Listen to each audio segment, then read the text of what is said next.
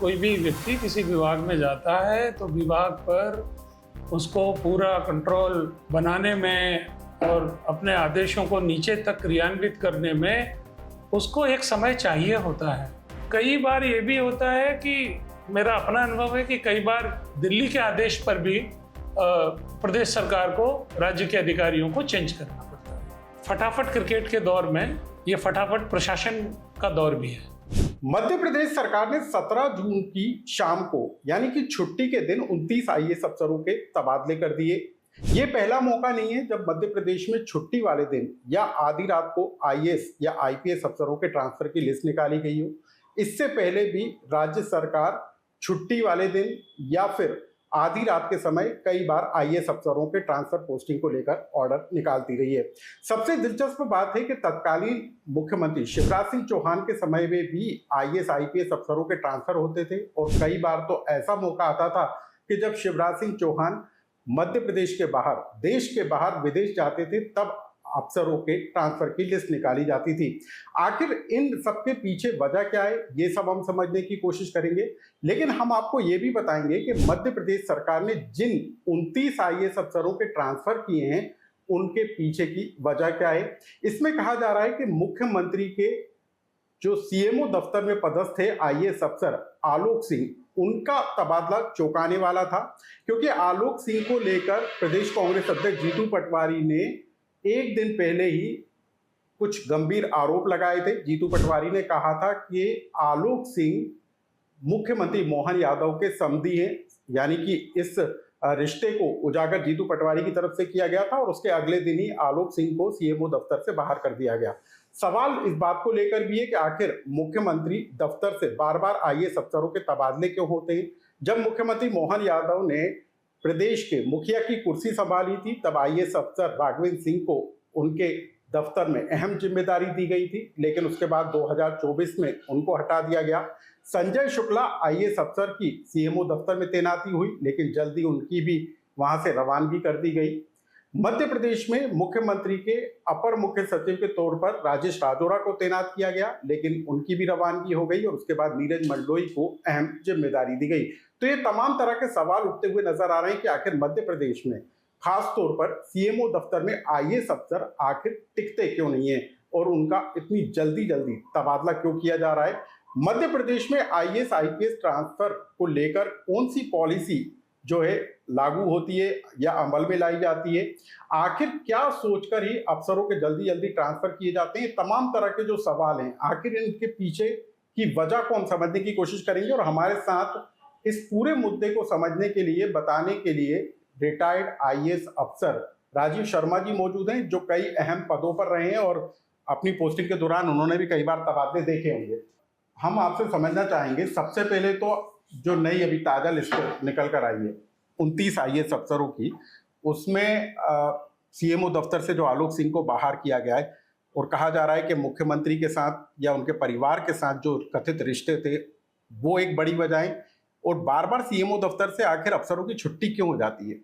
ऐसा है कि कप्तान को पूरा हक है कि वो आने वाले मैचों के हिसाब से अपनी टीम चुने, और बहुत बार ऐसा होता है कि क्रिकेट टीम में भी कि 4 बैट्समैन हैं लेकिन वहाँ पर बॉलर की संख्या बढ़ानी है, तो 4 बैट्समैन में जो अच्छी बैटिंग भी कर रहा हो कई बार उसको भी ड्रॉप करना पड़ता है। आज की राजनीति और आज का प्रशासन ये 2020 मैच की तरह हो गया है। 2400 घंटे प्रशासन को काम करना होता है। इंटरनेट के युग में, व्हाट्सएप के युग में, जबकि बड़े बड़े देशों के राष्ट्रपति और प्रधानमंत्री सीधे ट्वीट करके दुनिया को बताते हैं कि क्या निर्णय किया है, तो ऐसे समय में प्रशासनिक स्थानांतरण में अगर कोई आवेग दिखता है या बहुत जल्दी हो रहे हैं ऐसा महसूस होता है, तो मैं उसमें ज़्यादा आश्चर्य नहीं मानता। और जहाँ तक आपने आलोक सिंह की बात की, आलोक हमेशा एक परफॉर्मिंग ऑफिसर है। राजनीतिक आरोप प्रत्यारोप तो उनके बारे में मैं कुछ नहीं कहूँगा, तो जिसने लगाए हों वो उसका उत्तर दे, या जिन पर लगाए हैं वो उत्तर दें। लेकिन मैं समझता हूँ कि ये हमेशा से हुआ है और ये हमेशा ही होगा कि रोज प्राथमिकता बदलती है आजकल सरकारों की, और जब रोज प्राथमिकता बदलती है तो कई बार रोज अधिकारी भी बदले जाते हैं। तो ये मैं उसको कोई आवश्यक चीज नहीं मानता, लेकिन आज का सच यही है। सर, लेकिन रोज रोज अफसर बदलने से क्या काम पर असर नहीं पड़ता? क्योंकि एक अफसर यदि किसी विभाग में जाता है तो वहाँ के कामकाज को वो समझता है, उसके बाद वो फैसले लेता है, और जब तक फैसले लेने की बारी आती है उसको बदल दिया जाता है। बिल्कुल आप सही कह रहे हैं। अगर कोई भी व्यक्ति किसी विभाग में जाता है तो विभाग पर उसको पूरा कंट्रोल बनाने में और अपने आदेशों को नीचे तक क्रियान्वित करने में उसको एक समय चाहिए होता है। और कोई भी अधिकारी किसी विभाग में 6 महीने के बाद ही परिणाम दे सकता है। लेकिन ये जो 29 अधिकारियों की सूची है, इस सूची में ज़्यादातर अधिकारी ऐसे हैं कि जो लंबे समय से अपने पदों पर थे, चाहे भोपाल कमिश्नर हो, चाहे रीवा कमिश्नर हो, ये सब लंबे लंबे समय से अपने पदों पर थे। तो उसमें ऐसा कोई नाम मुझे दिखाई नहीं देता कि जिसे बहुत कम अवधि में बदला गया हो। ट्रांसफर्स के कारण अगर आप पूछें तो उसके कारण आजकल के लोकतंत्र में कई विचित्र किस्म के कारण होते हैं। ठीक है, चीफ सेक्रेटरी पूरी टीम के मुखिया होते हैं, तो वो अधिकारियों के परफॉर्मेंस के आधार पर कोशिश करते हैं कि जो अधिकारी की जितनी क्षमता है मैं उसका प्रदेश के हित में सर्वोत्तम उपयोग करूं। लेकिन अब वो चीज़ उतनी सरल नहीं रह गई है। अब बहुत सारी ज़रूरतें होती हैं, बहुत सारे निर्देश होते हैं, और कई बार ये भी होता है कि मेरा अपना अनुभव है कि कई बार दिल्ली के आदेश पर भी प्रदेश सरकार को राज्य के अधिकारियों को चेंज करना पड़ता है। तो प्रशासनिक रूप से हम ये नहीं कह सकते कि कोई बहुत सुसंगत कोई पॉलिसी है और उस सुसंगत पॉलिसी का कोई निर्वहन किया जाता है। आज के समय में अलग अलग प्रदेशों में अलग अलग स्थिति है। मध्य प्रदेश में फिर भी राजनीतिक स्थिरता है और प्रशासनिक स्थिरता भी है। जो वर्तमान मुख्य सचिव हैं वो कम से कम उनको 2 साल का कार्यकाल उनका होने को है। तो उस प्रशासनिक स्थिरता और राजनीतिक स्थिरता की वजह से मध्य प्रदेश में आईएएस अधिकारियों के ट्रांसफर भी काफ़ी संयमित हैं। फिर भी फटाफट क्रिकेट के दौर में ये फटाफट प्रशासन का दौर भी है।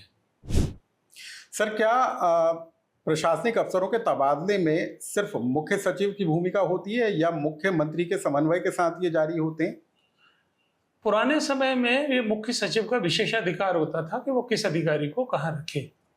लेकिन बदलते समय में सरकारों को जिन परिस्थितियों का सामना करना पड़ता है उसमें राजनीतिक निर्णय भी होते हैं, और इसलिए राजनीतिक निर्णय के अलावा बहुत बार ये होता है कि विभाग के प्रमुख सचिव को कोई पर्टिकुलर अधिकारी चाहिए होता है या कोई पर्टिकुलर अधिकारी नहीं चाहिए होता है, तो उनके भी सुझाव रहते हैं। तो मुख्य सचिव जो भी निर्णय करते हैं वो सोच समझ के सलाह करके उसके बाद ही करते हैं। सर, एक सवाल अक्सर मीडिया में उठता है कि अफसर को मेन स्ट्रीम से उठाकर लूप लाइन में डाल दिया। ये लूप लाइन क्या है सर? क्या वाकई में विभागों में इस तरीके के लूप लाइन बनाकर रखी जाती है कि यदि खराब परफॉर्मेंस अफसर देगा या नापसंद होगा तो उसको लूप लाइन में डाल दिया जाएगा? ये बहुत ही मज़ेदार सवाल आपने किया है। असल में लूप लाइन नाम की कोई चीज़ होती नहीं है। ये अधिकारियों के ऊपर डिपेंड करता है कि वो जहाँ भी बैठें उस जगह को महत्वपूर्ण बना दें। और ऐसे बहुत से अधिकारी मध्य प्रदेश में हैं और ऐसे बहुत से अधिकारी भारत में हैं कि जिन्होंने जिन जगहों को लूप लाइन समझ के उनको बिठाया गया था उन जगहों को उन्होंने मेन स्ट्रीम बना दिया। तो ये तो अधिकारी की क्षमता के ऊपर निर्भर करता है, बाकी तो जो सत्य है सो उजागर है ही। सर, एक और सवाल कि अक्सर कहा जाता है कि अफसरों का मोह भंग हो गया और दिल्ली में डेपुटेशन पर वो जाना चाहते हैं, इम्पेनल्ड हो जाते हैं, कई बार दिल्ली चले जाते हैं, तो क्या किसी राज्य की प्रशासनिक व्यवस्था उनको रास नहीं आती, इसी वजह से दिल्ली चले जाते हैं? देखिए, अफसर भी मनुष्य ही होता है। मनुष्य की आदत है कि वो हमेशा परिवर्तन चाहता है। हमेशा हमें नए किस्म की चीजें आकर्षित करती हैं। तो कई बार प्रदेश में रहते रहते, किसी एक विभाग में ही लंबे समय तक रहते रहते, किसी एक स्थान पर लंबे समय तक रहते रहते थोड़ी नीरसता होना स्वाभाविक है, और इसलिए मैं इसमें कोई बुराई नहीं समझता। इसमें मोह भंग जैसी कोई स्थिति नहीं है, और यूँ तो जीवन में मोह होते रहते हैं और भंग भी होते रहते हैं। सर, आपने तत्कालीन शिवराज सरकार के समय, कमलनाथ सरकार के समय हुए ट्रांसफरों को भी देखा होगा। तब के ट्रांसफरों में कोई अंतर नजर आता है क्या आपको, कि किस तरीके से तब और अब इतने सालों में कोई अंतर आया ट्रांसफर पॉलिसी को लेकर या तरीकों पर? देखिए, कुछ चीजें सनातन सत्य की तरह रहती हैं। दुल्हन वही जो पिया मन भाए। ठीक है, तो चाहे कोई सी भी सरकार हो, हर सरकार अपनी सुविधा और अपनी पसंद से अधिकारियों को बिठाती और उठाती है। तो मैं इसमें सरकारों के पैटर्न में मैं कोई फर्क नहीं देखता। सर, एक और शब्द समझना चाहेंगे, स्वैच्छिक और प्रशासकीय आधार पर जो ट्रांसफर होते हैं उनको लेकर भी अलग अलग तरीके से परिभाषित किया जाता है। अभी तो हमने देखा सर, कई ऐसे ट्रांसफर हुए जो स्वैच्छिक तो हुए, लेकिन उनको जो स्वेच्छा से मांगे गए थे वहां नहीं, ना होकर कहीं और कर दिया गया। इस तरह की शिकायतें आती हैं। देखिए, स्वैच्छिक ट्रांसफर का मतलब होता है कि मेरी कोई पारिवारिक आवश्यकता है या कोई स्वास्थ्यगत कोई कारण है, तो उसकी वजह से मैं सरकार को एप्लीकेशन दूं कि भाई मैं स्वयं स्थानांतरण चाहता हूं। ठीक है, और प्रशासनिक स्थानांतरण वो होता है जिसमें मेरे से पूछा नहीं जाता, सरकार अपनी सुविधा के हिसाब से करती है। स्वैच्छिक स्थानांतरण में कर्मचारी को टीएडीए नहीं मिलता, सामान ले जाने का पैसा नहीं मिलता। प्रशासनिक स्थानांतरण में कर्मचारी को टीएडीए और सामान ले जाने का परिवहन खर्च मिलता है। लेकिन आज की जो दुनिया है, आज के जो ट्रांसफर्स हैं, आज के ज़माने का जो रंग ढंग है, उसमें असल में यह कहना भी बहुत मुश्किल है कि कौन सा प्रशासनिक है और कौन सा स्वैच्छिक है। और मैं इसे भी सौभाग्य मानता हूं कि वर्तमान में जो मध्य प्रदेश के डीजीपी हैं वो भी साफ सुथरे आदमी हैं। तो मैं समझता हूं कि ये कोई छोटे मोटे सौभाग्य नहीं है, इसका असर नीचे आंगनवाड़ी कार्यकर्ता या शिक्षक या ग्राम पंचायत के सचिव तक पड़ता है। जब मुखिया साफ सुथरा हो तो कुछ ना कुछ स्वच्छता हर स्तर पर आती है। सर, एक और आखिरी सवाल पूछना चाहूँगा कि हाल ही में एक रिपोर्ट आई थी कि कोलार क्षेत्र में, भोपाल के कोलार क्षेत्र में कुछ आईएएस, कुछ आईपीएस, कुछ एसएस स्तर के अफसरों ने, मध्य प्रदेश केडर, हरियाणा और महाराष्ट्र केडर के अफसरों ने एक ज़मीन खरीद ली और फिर वहाँ से एक एक्सप्रेसवे सैंक्शन हो गया, बाद में उसका डाइवर्सन हो गया, यानी जो लाखों रुपए की ज़मीन थी वो करोड़ों रुपए में हो गई। इसको लेकर सवाल उठते हैं, क्या आपको लगता है कि प्रशासनिक मशीनरी का दुरुपयोग भी अफसरों के द्वारा किया जा रहा है? देखिए, अफसर कोई दैवीय गुणों के अवतार नहीं है। पूरे समाज का जो नैतिक स्तर है, मुझे नहीं लगता कि यह संभव है कि लोग 1500 रुपए लेकर वोट दें या 10,000 रुपए लेकर वोट दें और फिर वो एक अच्छे शासन की उम्मीद करें और एक अच्छे प्रशासन की उम्मीद करें। पूरा समाज जैसा होता है, अधिकारी भी वहीं से आते हैं, तो जैसा समाज होता है वैसे ही अधिकारी आपको मिलते हैं। दूसरा कि वो जो पर्टिकुलर केस है उसके बारे में जितना मुझे समझ में आया, जो अखबारों में मैंने पढ़ा, उसको देख के मुझे नहीं लगता है कि वहाँ जमीन खरीदने वाले अधिकारियों ने किसी किस्म की कोई अनियमितता की है। उसमें किसी भी अधिकारी ने ऐसा नहीं है कि 1 एकड़ जमीन खरीद ली हो या आधा एकड़ जमीन खरीद ली हो। ठीक है, अगर कोई आईएएस है या आईपीएस है तो उसको भविष्य में उसको अपना घर बनाने के लिए, घरौंदा बनाने के लिए कुछ जमीन की जरूरत तो पड़ेगी। तो अगर 100 आईएएस अफसर मिलके कहीं पर और 40 बाई 60 का प्लॉट खरीद लें तो मैं इसमें किसी किस्म की अनियमितता नहीं देखता हूँ। हाँ, उसमें कुछ लोगों को ये हर्ट बर्न जरूर है कि भाई आपने जहाँ जमीन खरीदी वहीं पर वो रास्ता क्यों मंजूर हुआ। मेरा कहना है कि मान लीजिए रास्ता दूसरी जगह मंजूर होता तो जहां मंजूर होता क्या वहां पर कोई लोगों जमीन नहीं खरीदेंगे? या हमें केवल आईएएस अफसरों से आईपीएस अफसरों से ही चिढ़ है कि तुमने क्यों खरीद ली? उसमें मैं किसी किस्म का कोई घोटाला नहीं देखता।